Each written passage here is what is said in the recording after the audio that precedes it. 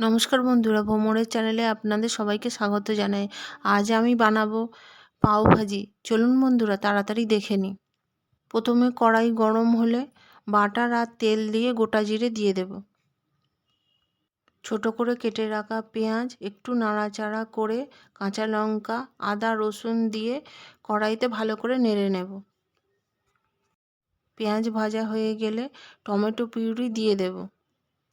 এরপর হলুদ গুঁড়ো, লাল লঙ্কার গুঁড়ো, জিরে গুঁড়ো, ধনে গুঁড়ো, চিকেন মশলা, চিং চাইনিজ মশলা, পাওভাজি মশলা সমস্ত মশলা দিয়ে ভালো করে ভেজে নেব।